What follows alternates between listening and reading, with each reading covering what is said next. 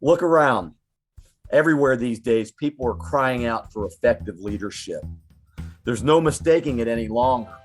Men, especially leaders, are struggling, emasculated by imposed rules, stereotyping, and leadership models that are no longer working. There are many women who are doing a much better job at leadership than the men, and we need to recognize them. We need their help too. Welcome to W.E.L.L., the Women's Expressions on Leadership, Learning, and Liberty podcast show, and I'm its host, John Krotek. This is the show where women can help us men to be better men, more effective leaders.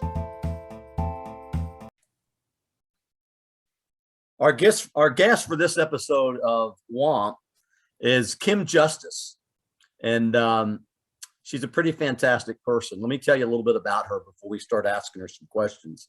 She's an author, and she's an artist, and she's also a 12-year experienced radio show host herself. In fact, I met Kim a few years back on her what's the name of the show? Brain Injury Radio Network, and my show is Recovery Now. See, we're both a little bit, we got a story about brains, but that's how I met Kim. We had crossed paths before, and she was gracious enough to let me share my story on her show. So she's reciprocating. The thing about Kim is she was in the man's world way before women really started to get there, especially in the financial world. She spent 25 years as a financial consultant. And then she had, unfortunately, or maybe fortunately, she suffered a ruptured brain aneurysm, and it almost killed her. It's taken her a long time to get back, and she's done it in great time and great speed, and she's together now. But during that time of her own recovery from her own brain injury, she became a driven advocate for others who had also suffered through brain injuries. So hence the reason her own radio show. And people who have suffered with substance abuse and PTSD, primarily veterans and athletes who have had head injuries, and people like herself who had brain aneurysms. These game-changing brain injuries, we understand it who have had them, and she has led the charge to let people learn more about it, which I think is just awesome.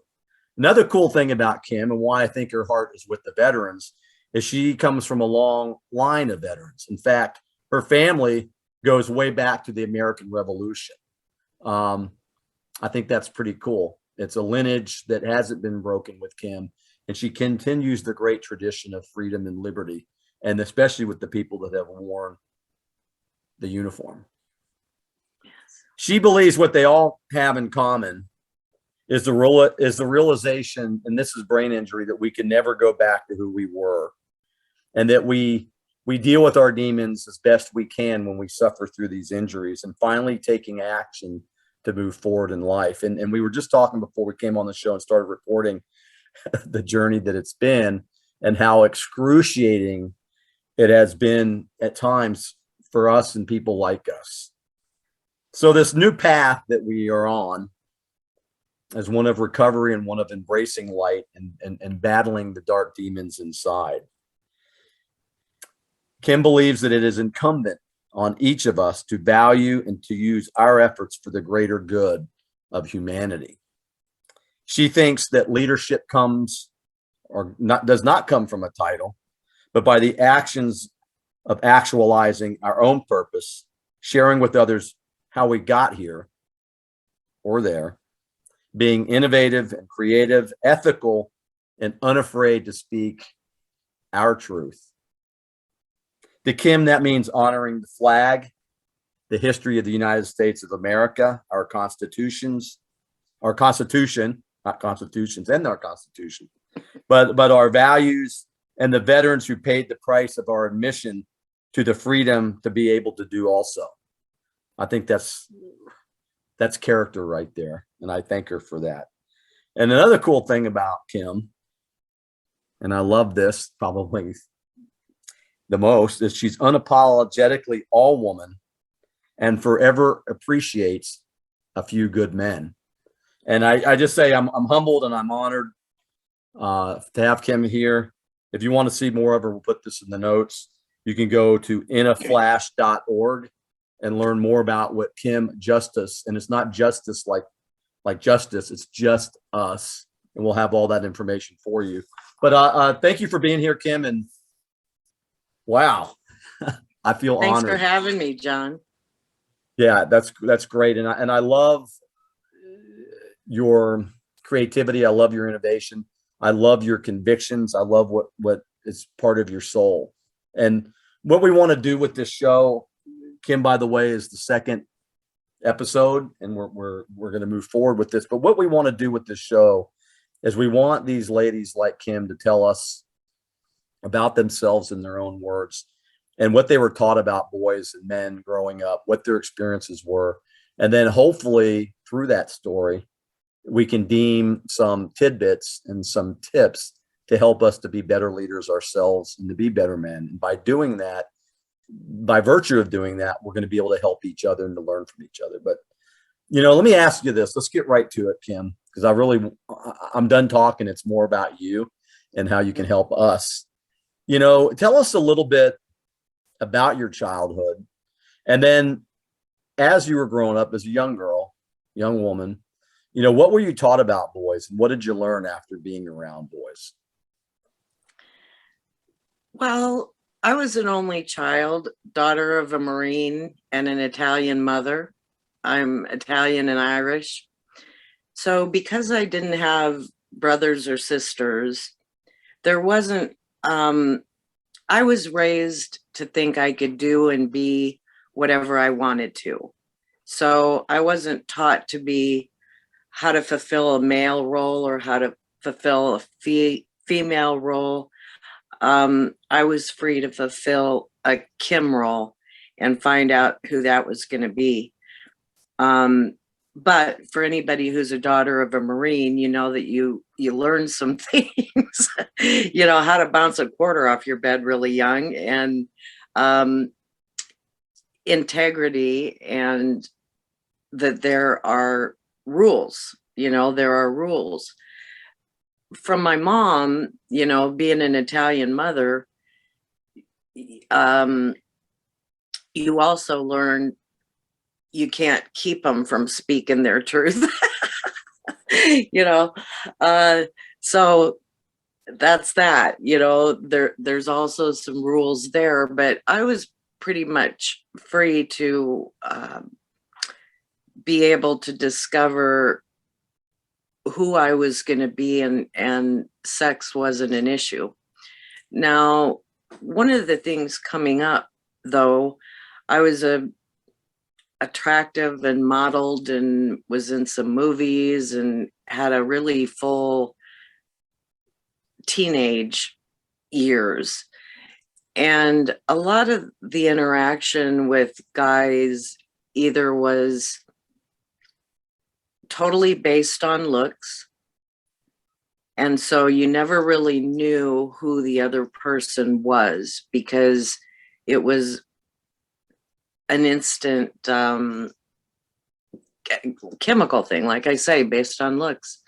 And so if you ever got to really know the core of that person, for me, the relationship was usually over before that time came, which was sad. Or men were intimidated by me because I was confident and I was assured with what I was doing.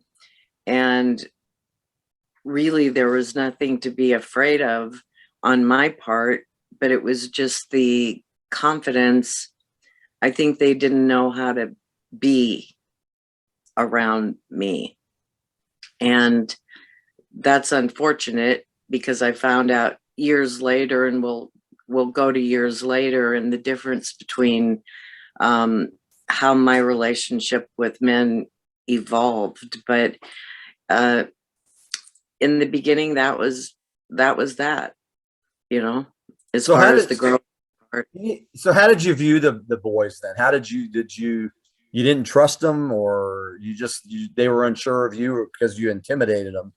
Did you just view them as scared guys, or how did that work? Well, I dated older men for most of the time because they seemed, where I went to high school, for example, when I went to high school a million years ago, um, everybody where I went to school was either a jock or a head.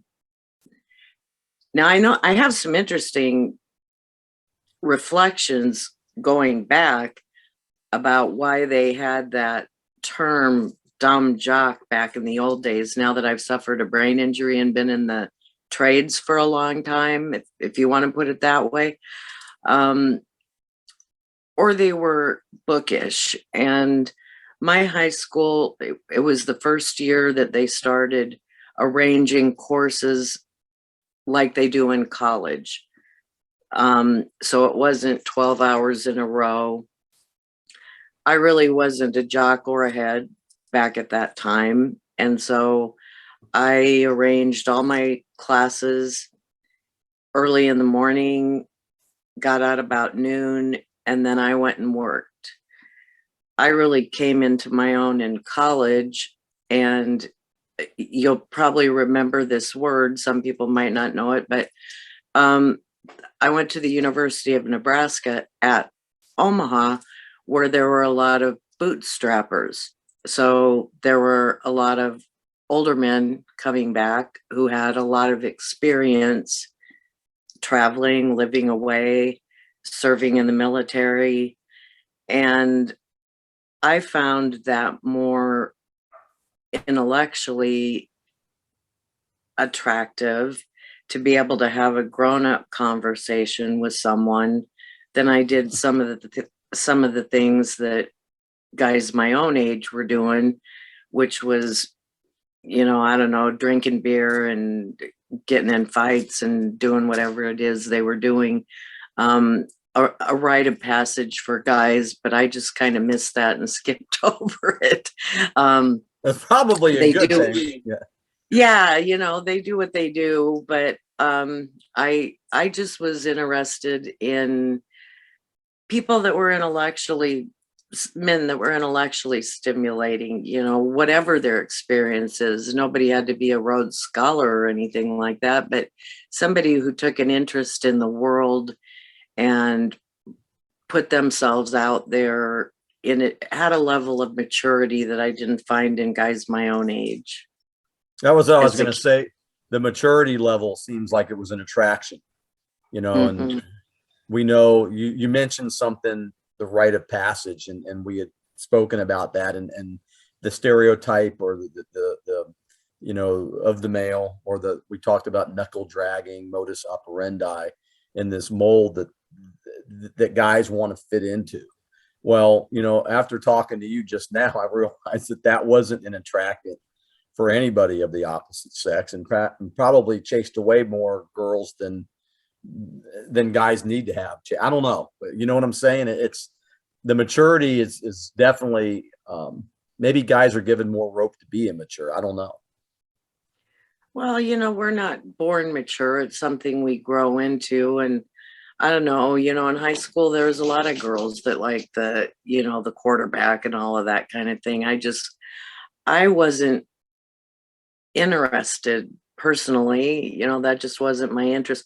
And part of that, again, probably has to do with how I came up, because being an only and not having siblings, I interacted a lot. My folks had a lot of friends. They were very young. My folks were high school sweethearts. They got married, king and queen of the prom, most likely to do everything in the yearbook.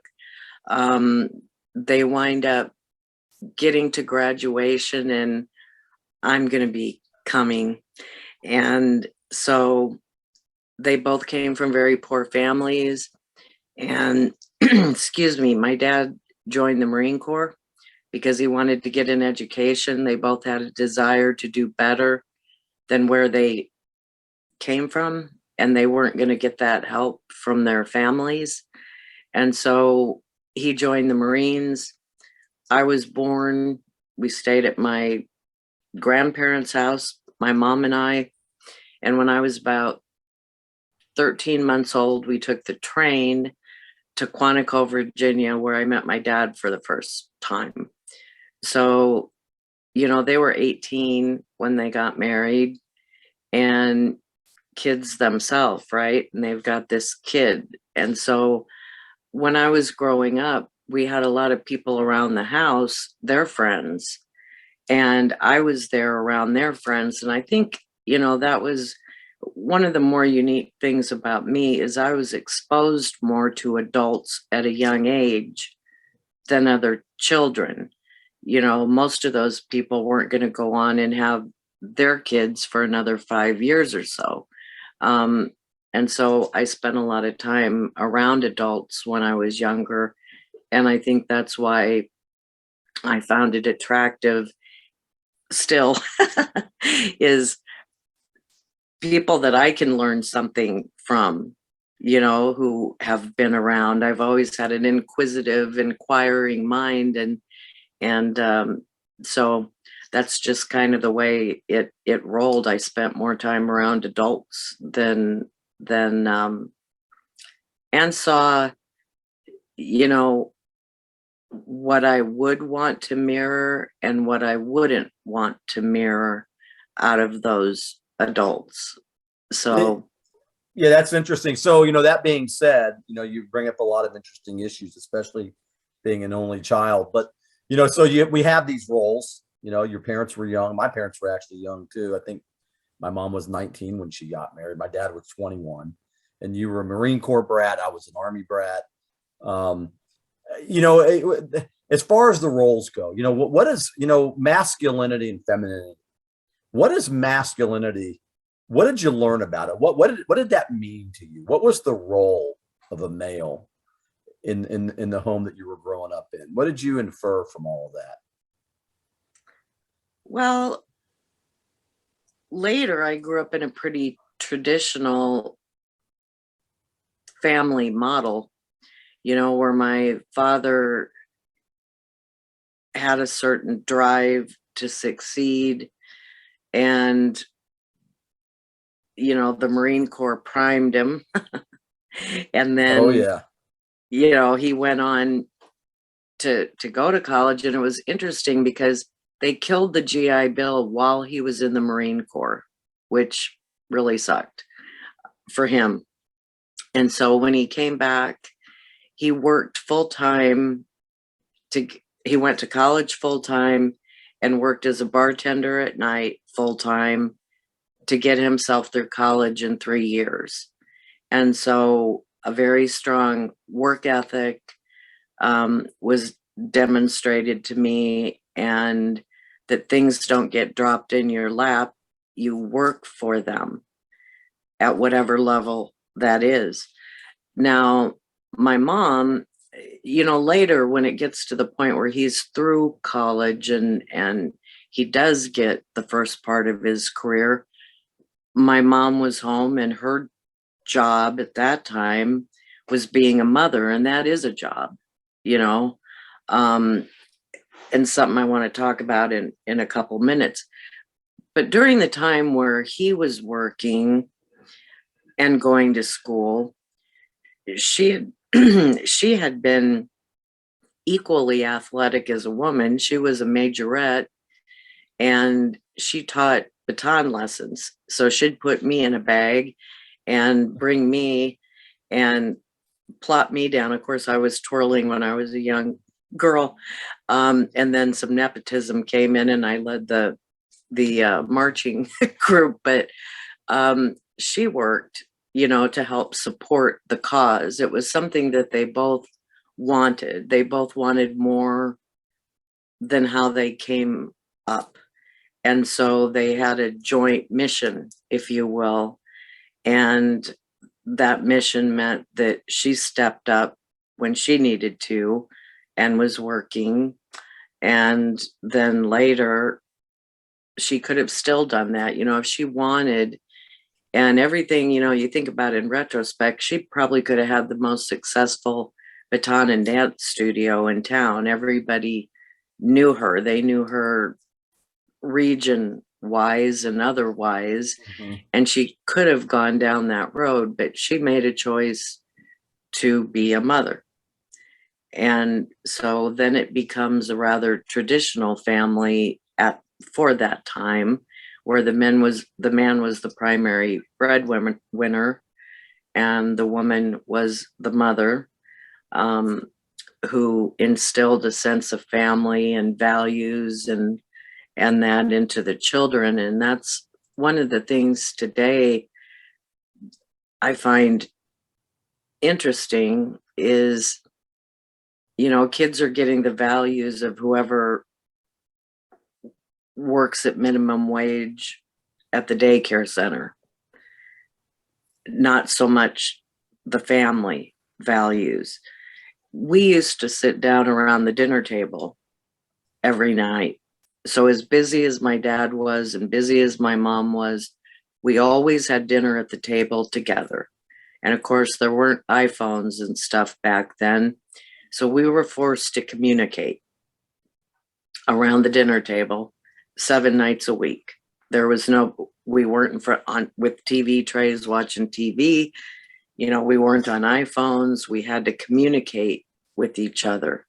And so, in that communication was, how was your day? How did your day go? And you got to hear how, what happened and how they handled it or didn't handle it.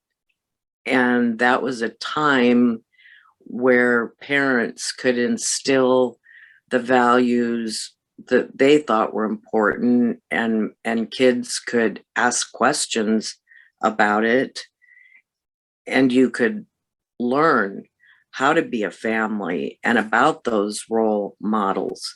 And people started wanting more later. It became more about greed, more stuff. And then the kids, first of all, back when I was little, let's back up for just a minute. I wasn't Catholic, and I'm not saying anything about that, but I did notice they all wore the same uniform. Everybody was homogenous in that way. And I know why they did it, but that makes it hard to individuate. No, that's a great point. One thing that I'm getting in the story of your family, which I think is so very important, Kim, you pointed this out, the underlying teamwork of the man and the woman and the roles they play when they're in a relationship, and especially when they're in a relationship and they decide to have a family. I don't think you could have hit it any more square on the head than that we've lost some of that in today's world. We can get to that, but go ahead. Well, just, there wasn't a way to individuate. And, when you have the freedom to experiment and to come into who you are and not have someone else define who you are, then it's going to be more real and more authentic. And so I lost my train of thought, which we do in this. But anyway, yes, they had a common goal. And I'm just feeling like when kids are getting raised in daycare centers, that the family values and some of the things that I learned growing up are missed, because the daycare centers are full. And so basically it's a babysitter. It's not a parent, but it's become the parent. So, and I don't, are you learning how to be a grown-up, how to grow into your role? Are you learning family values? Are you learning about patriotism? Or are you just getting dropped off and picked up, and then the parents are too tired to put into something that, I would consider to be a really important job? And that's actually, raising and impacting your child. And so sometimes that might mean going back, I think of my grandparents, the ones my parents wanted to do better than, and there's nothing wrong with that. But, you might take a time out for those kids because they are going to be the next generation, and they are going to be the ones that are demonstrating role models. And if you're not around to instill that in them, then they're getting them from a daycare center. And now we're talking about, hearing on the news that the government would like it to be their responsibility, not the parents' responsibility, to groom kids. Let's hit on that first. Let's hit on that for a second, Kim. That's a really good point that you raise, and in today's modern techno digital age, obviously I'm probably in the same generation that you are, and definitely the kids the way they're raised now is nothing like we had it, and so on and so on. But you know what? You raise a good point. The loss of the individual and placing the responsibility of rearing a child onto a government or an organization or a school, it's almost like some kind of a design. And then, yeah, that's China. That's not America. So I guess my point that I lost for a minute there is that my grandparents lived with a little less because of the difference in job, the different in education. But I guess my feeling, having seen both, and it's not a criticism, but perhaps the ideal would be that maybe you're willing, if you're going to have kids, to live with a little less and put a little more into your kids for a while. That's a great tip and a great point, because, and you mentioned China, right? But we talk about the nuclear family. And I can remember, it's very similar to you. Of course, I had two sisters and a brother, a little bit of a different dynamic, but mom was there. She was there for us. And when we all got old enough to not need a babysitter like a mom went to work.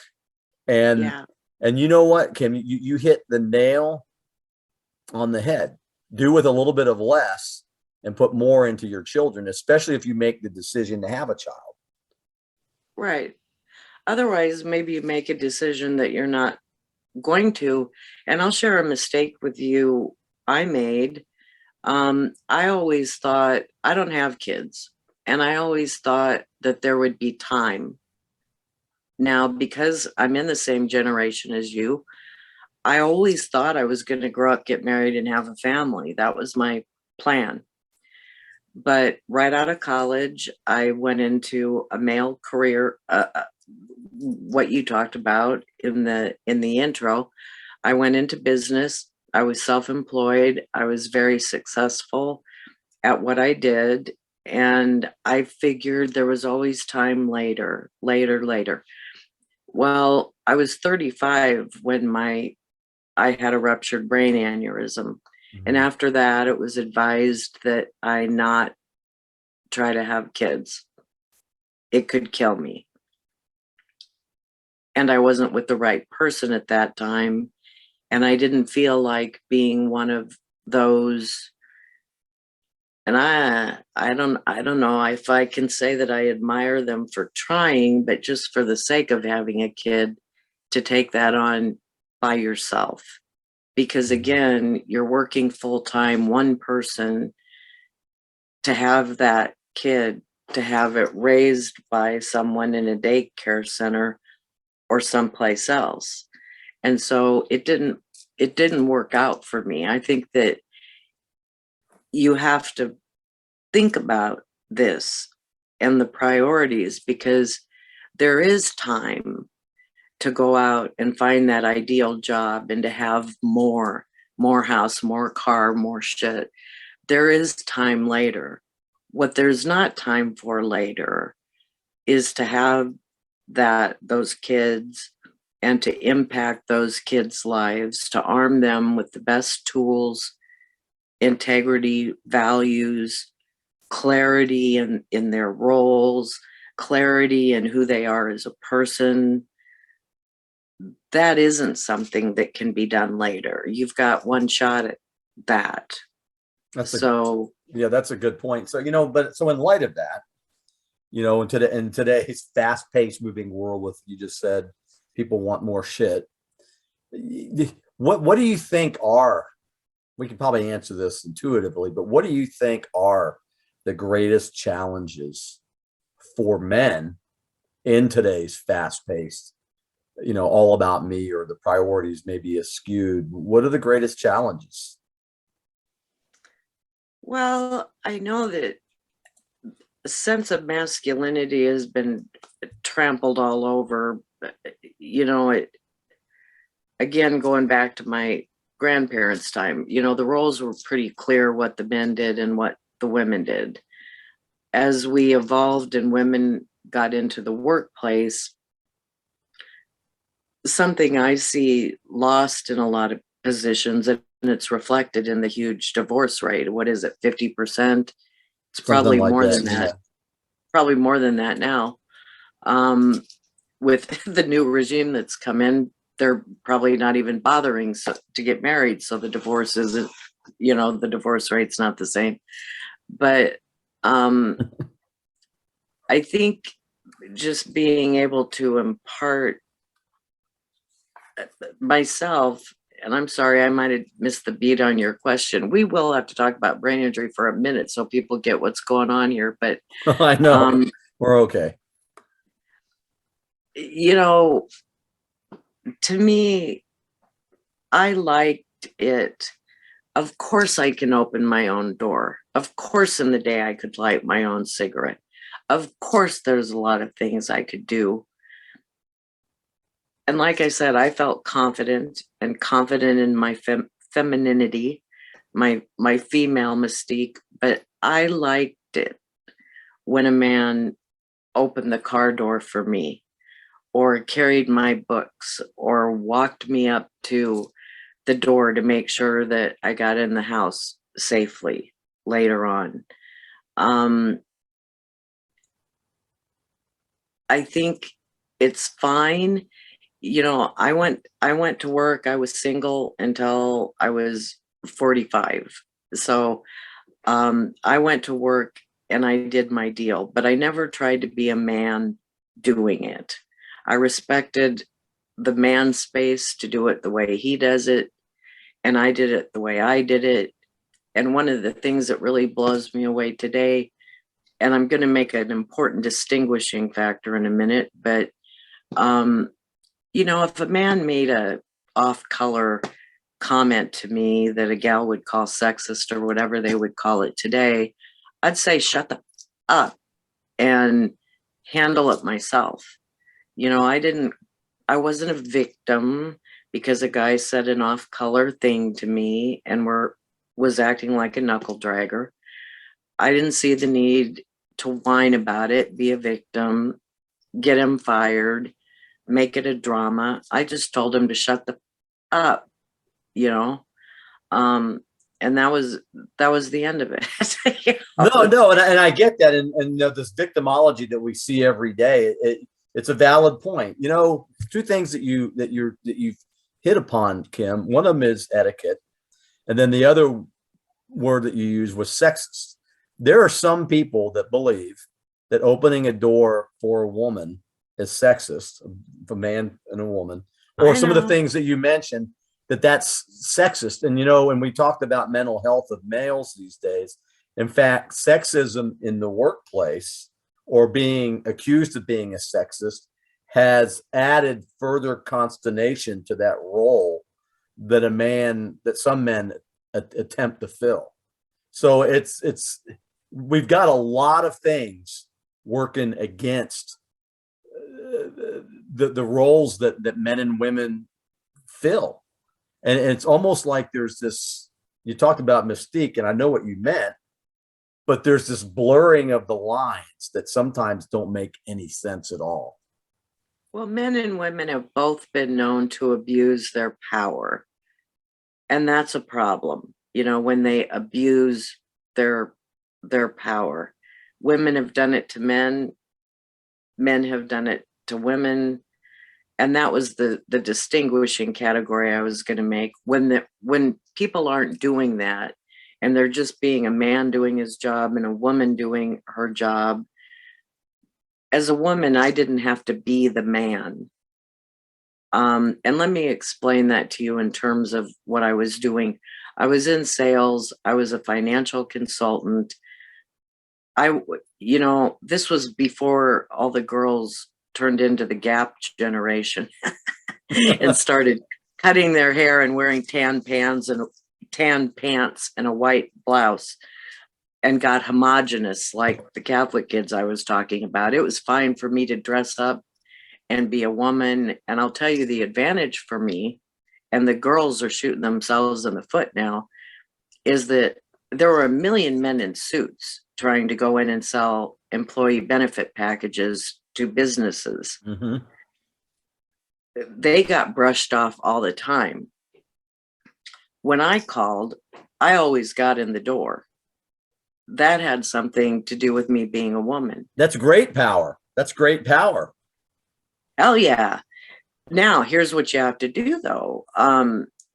You have to know your stuff once you get in there, because if you're getting in because of the curiosity or because you're different than the million stuffed suits that hit on them every day, they're willing to let you in to talk to you.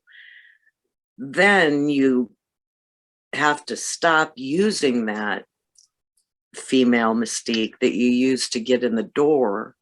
Mm-hmm. And not move a step further by being a bubblehead. Then you've got to switch back to being focused and knowing your stuff as well as any stuffed suit that would walk in the door. And that worked really well for me.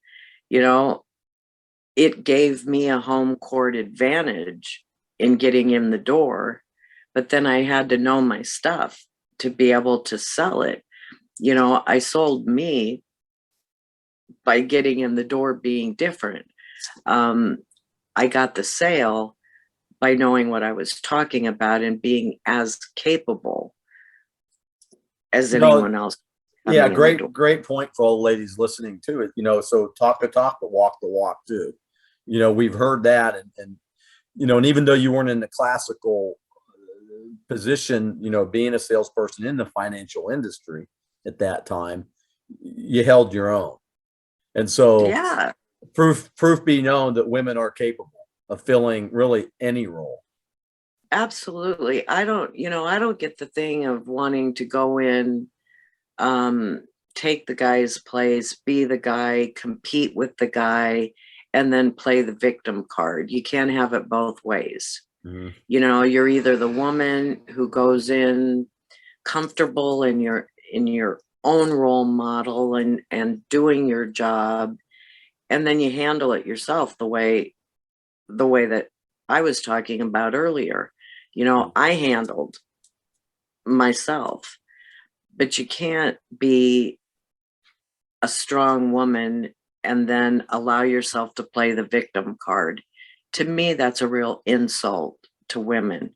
I would prefer to do it the way that I did it, which is being comfortable in being a female and then being forced to be capable and do that job and be able to handle the interaction between the men and the other women that I'm working with. But I can't go in and act like, hear me roar like they're doing now, and I deserve all of these things because of the past. I get automatic entitlements and then cry victim. I mean, I talk about the same thing in brain injury, and it really gags me these days, the level of victim that we're hearing across the board on the news. Everybody's a freaking victim. Well, that's what comes out of being a victim is learned helplessness. And these entitlements, our learned helplessness. You're being taught to not be strong. You're being taught to not individuate. You're being taught to feel to be dictated, your role to be dictated to you, and not to be able to be the architect of that role and feel comfortable in it. No, And no, I love that, because, you know, that's the second thing you hit upon now: individuation, or the lack thereof, and then the victimology of the workplace or of the society. You know, another strike or something that we need to be concerned with. You know, what do you think holds? You know, when we look at the men in business, you were around a lot of them. You were like what, the yellow duck and the brown ducks, something like that. But, you know, what do you think holds men back from being effective leaders? well, you got to be willing to put in the time, the determination, the drive, the education, but you can't just get a label. Right now, one of the things wrong with a lot of leaders is they were bestowed a label and they didn't have the skill set to match it. From That's a the great top, point. Great point. from Great the top up, we've got 50 years of losing on top right now. 50 Yeah. years of losing on top. And I also feel badly that he was set up, coming from my brain injury background, and I had a ruptured brain aneurysm, one. He had two. Okay. Hmm. And he's a lot older than me. And so what's going on now was foreseeable, that under stress, he was going to fold like a house of cards and not be able to handle it. So, all I can say is true leadership to me is something that's earned. It's not bought and paid for. It's not nepotism, which we see a lot of that. Unless the person is as good. You talked about, I don't know if you had this dynamic, but we hear about it a lot. For those that have brothers and sisters, you've got and at the top right now, this happened. There was the golden child son who excelled at everything, and the other one that's a crackhead, because he couldn't live up to that. So he's been a decades long substance abuse, pornography abuse, because he couldn't live up to the golden child. And there's got to be a way to be okay with your authentic self and who you really are. Little brother wasn't supposed to be big brother, but everybody has a skill set. And if you try to operate outside your skill set, it's not going to be successful. You need to find who you are and what your strengths are, and then work within your strengths to be successful and to be a leader. And what that means is, when we learn something, and I'll use the brain injury example for a moment, because I can, and because you'll understand this. Hopefully the others will too, because whether it was a divorce, or you lost someone to death or divorce, or you get a disability, or whatever might be the game changer in your life, you've gone along with your life and your plans of how you thought it would be, and then your life is interrupted. And you spend a lot of time, like I said, I call it the tweener stage, on my show, because in the beginning you think, I'm going to be able to, just like, if I get a broken arm, it's going to have a cast, it's going to go through some healing time, some physical therapy, and then it's going to go back to normal the way things were before. And that's the expectation. And in some of these cases, with a brain injury, for example, you spend a lot of time in the beginning thinking you're going to go back to who you were before. Well, there's a couple things that make that not true. One of them is that you've gone through a traumatic event that is, you faced your mortality, and nobody knows that like a lot of our veterans, but in this case, in my case, I faced my mortality. That changes you right there. You learn a lot of stuff right there that are going to make you different than you were before. Mm. And then there's deficits. And, from brain injury, memory, short-term memory is something I have an issue with. And sensory overload. If there's too many conversations going on around me at the same time, or the lights are too bright, or there's too many noises going on. Back in that career I was telling you about, I could juggle half a dozen balls in the air fast and with precision. And after the brain injury, I couldn't do that. I couldn't juggle those 6 balls without them coming down.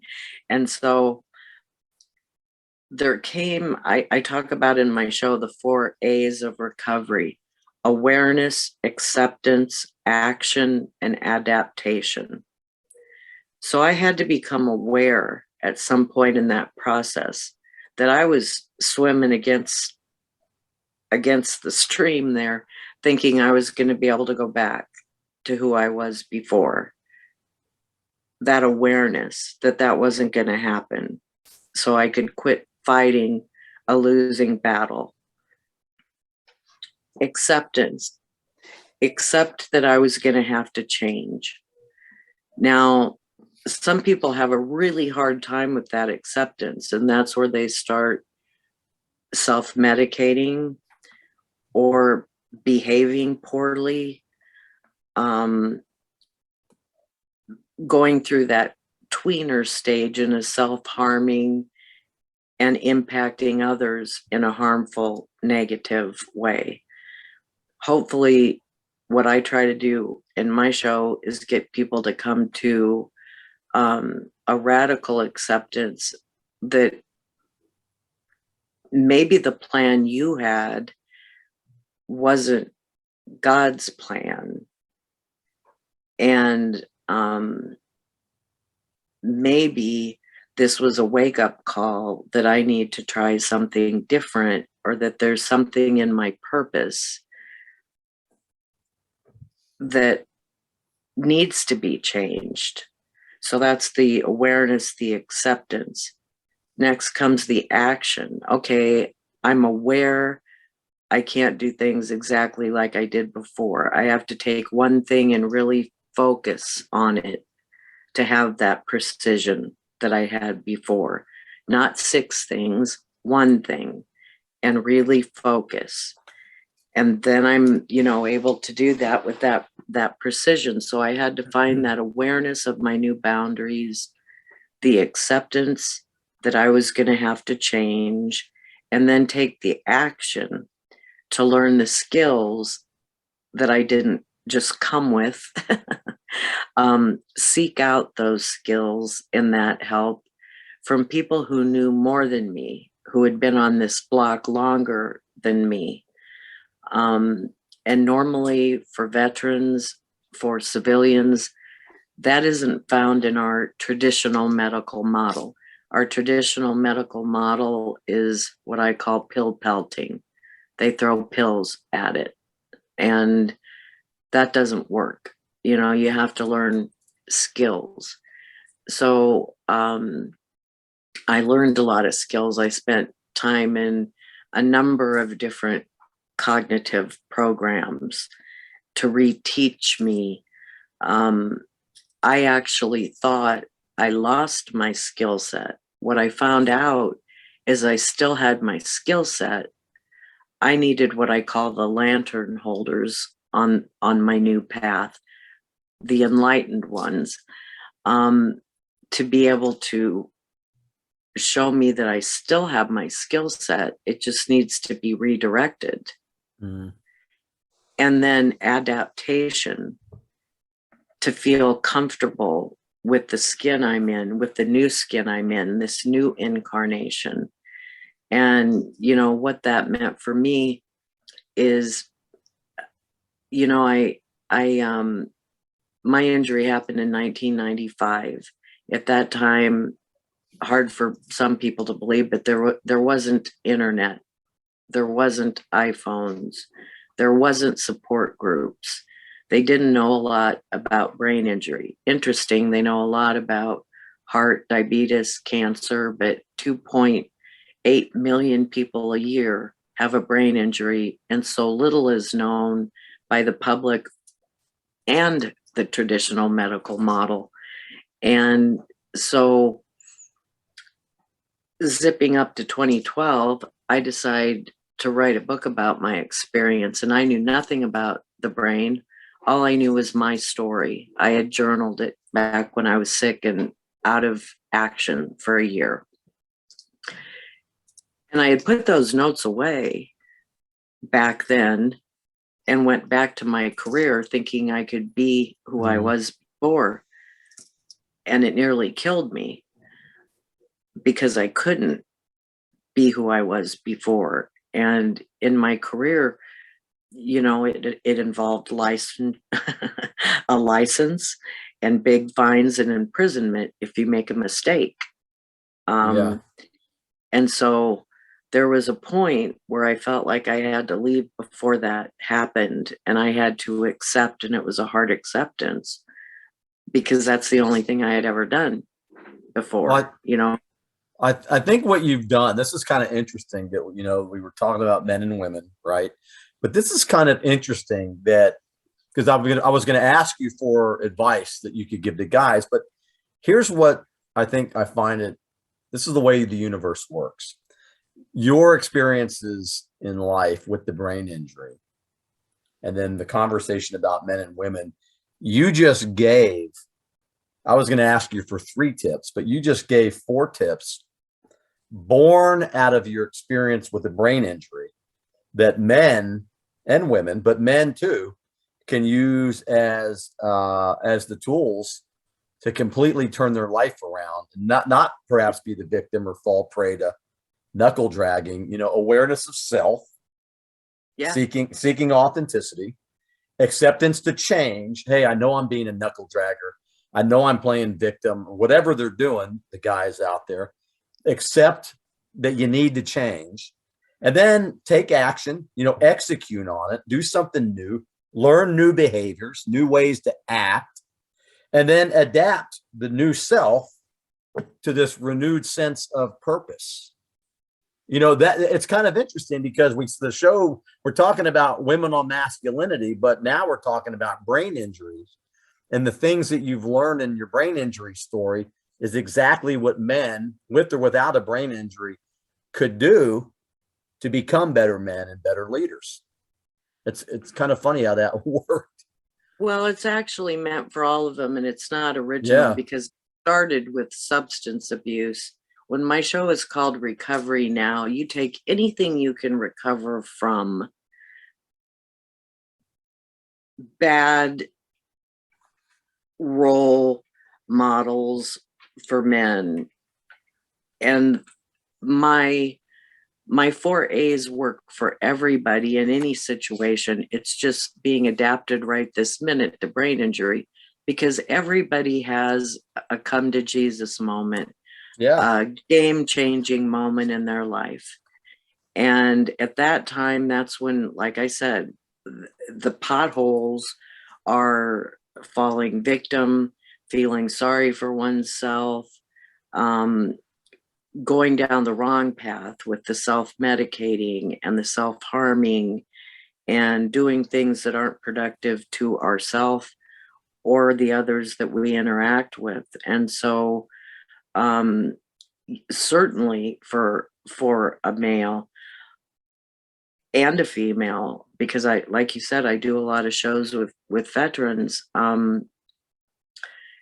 We need to just have that skill set redirected, and just to finish the way that worked for me, and then I'll connect it to everything else we're talking about, is that, so I write the book all the way up in 2012. And all I know is my story. I don't know anything else about the brain, no expert on anything except writing my story. So I write this book. God works in mysterious ways. Had I done it in 97, 98, 2000, we still wouldn't have had internet and the kind of exposure, that we can have now. What we're doing right now didn't exist then.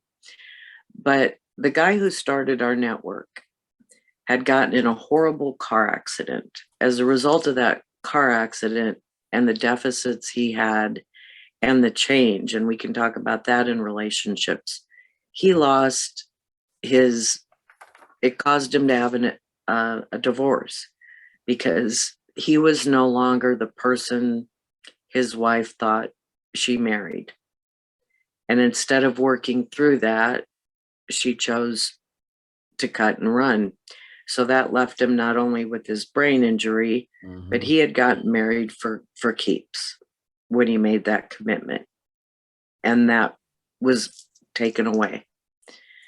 And anyway, he's younger than us.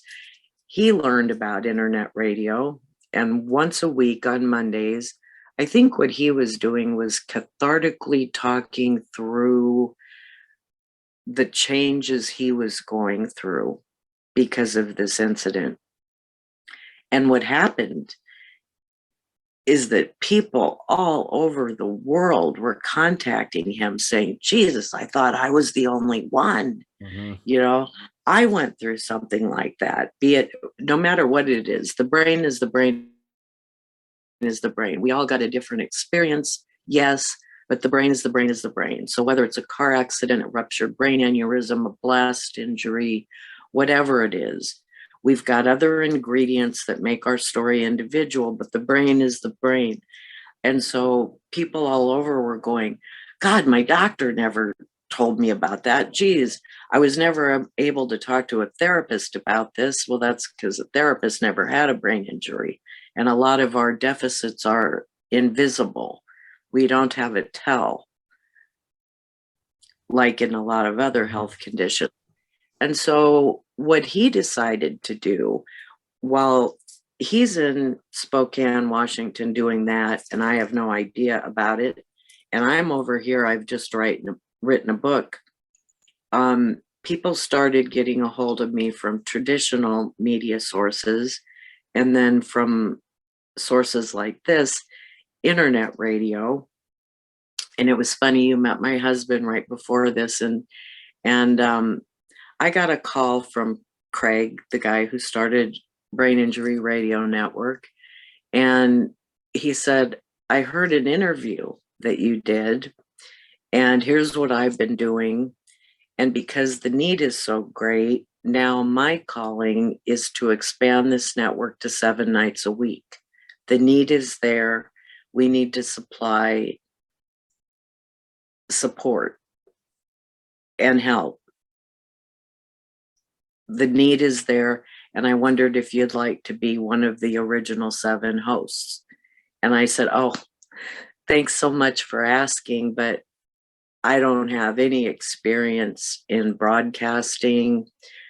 I didn't even know that internet radio existed until 2 weeks ago. And I'll never forget, the first guy that called me was from down in Texas, named James. And he asked me about this internet radio interview. And I answered like an old sales girl would have, well, of course, I'd love to, James. And then we set up the time, and I got off the phone and I went into my husband and I said, Gary, what's internet radio? And I've that's got an interview. well, I that's a got an interview next perfect. week, and I That's got a no idea what that is. that's a perfect example of putting yourself out there, but then adapting to whatever comes. We're getting towards the end of our hour here, Kim, but so I love the fact that it turned into brain injury, you being one that has experienced that, myself and others who might be listening. And I had never heard of the 4 A's. So, I learned something here today, and I hope that the folks that are listening did too. I just, we're going to have to do this again sometime because there's so much more information. There's so much more that we can learn from each other, men and women and women and men. And what I learned today and what you taught me, then I'm going to ask you one final question. So get ready, put your thinking cap on. Maleness or malehood or manhood or whatever you want to call it, masculinity is maturity. It's communications. And if you're in a relationship with a woman, it's teamwork. And it's also value driven.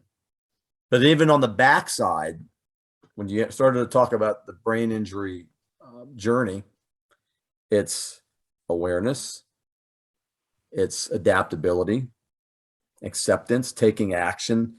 You put a lot of meat on the bones today. But let me ask you this. What do you think?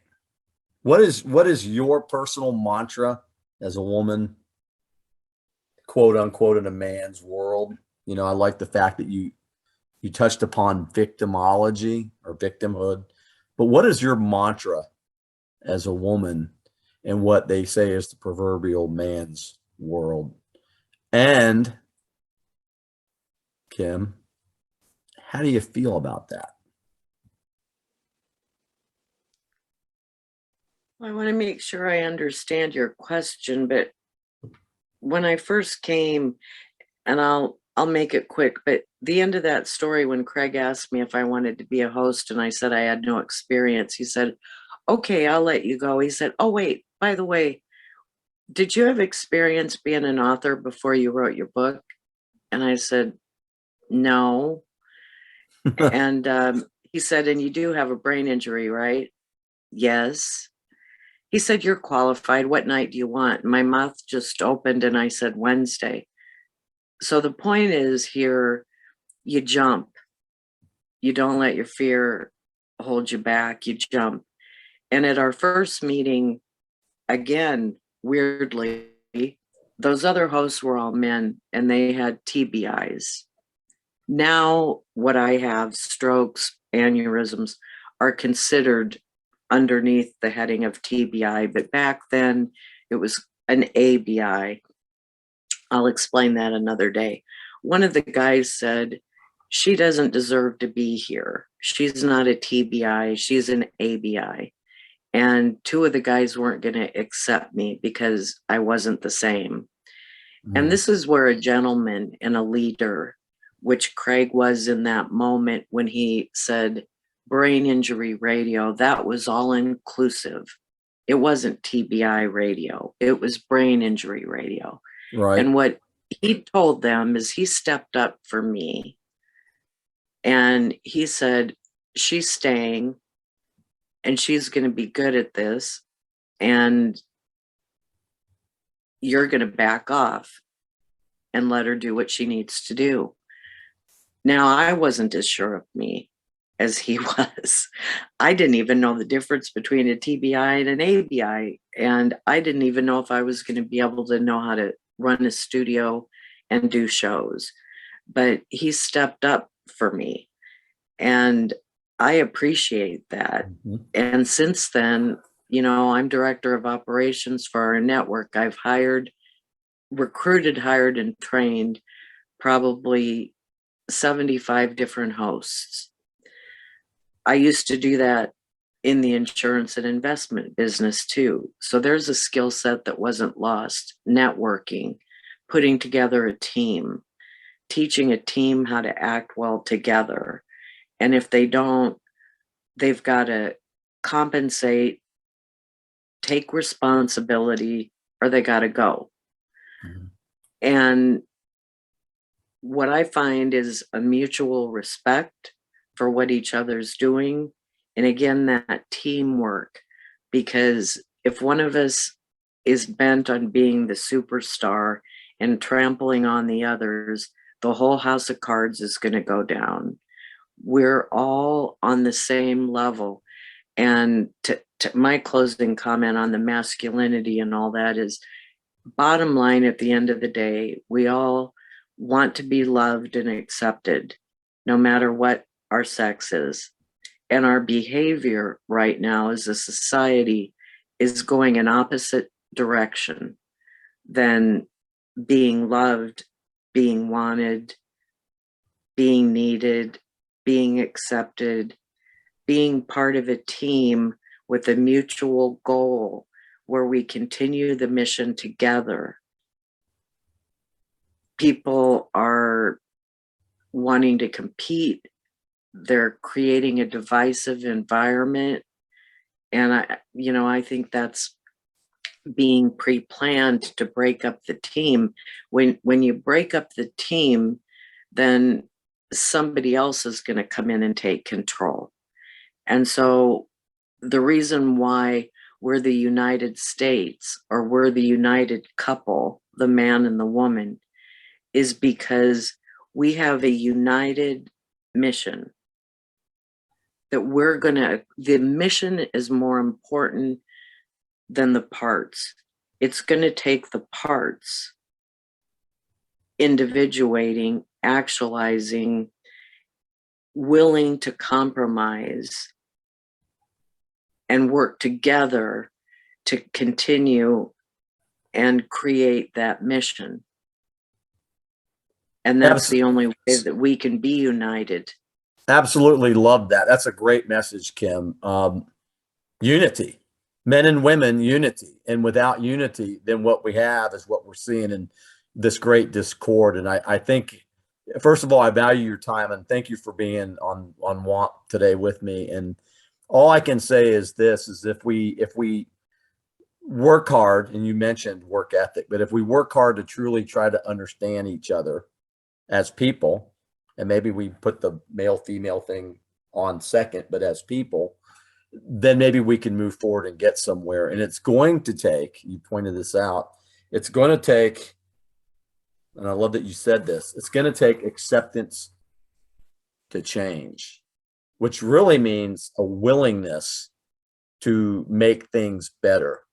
And there's a word that you stuck in there earlier. I don't know if anybody caught it, but you talked about priorities, prioritizing and priorities. It would seem to me, men that are listening, that if we had our priorities in the right place, that the world will be a lot better off. And all I can say, Kim, is thank you again for being here. And thank you for operating at a high level, even with the aneurysm and all the things that have happened. You are operating in a higher consciousness state, which I think we all need to embrace at times.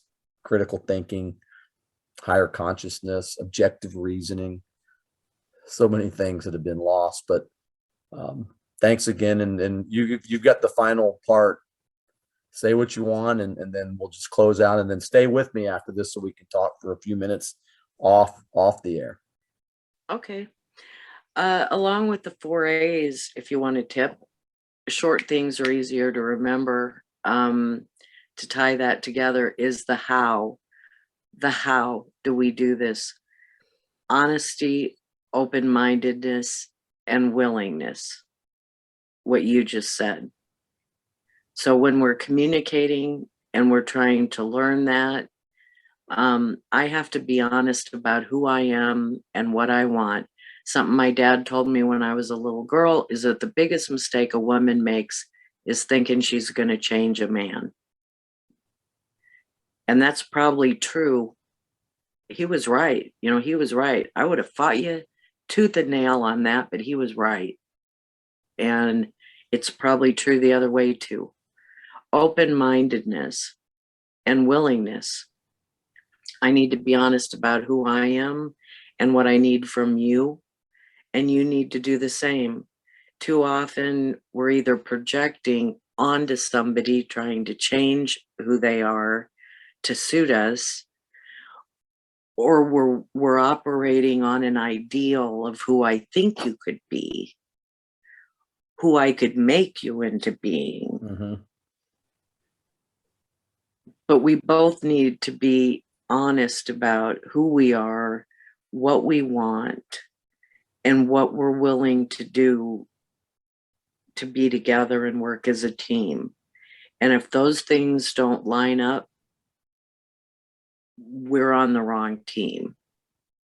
Great point. There you have it. Kim Justus on WAMP, the Women on Masculinity podcast show, and looking forward to our next time we can speak with each other. Thank you, Kim. Thanks, John. Appreciate it. Hey, that was good. There's a lot of meat in there. That there was a lot, but you know what? I didn't expect that, because there's a lot of intersection between this ride we call our existence and the roles that we fill as men and women.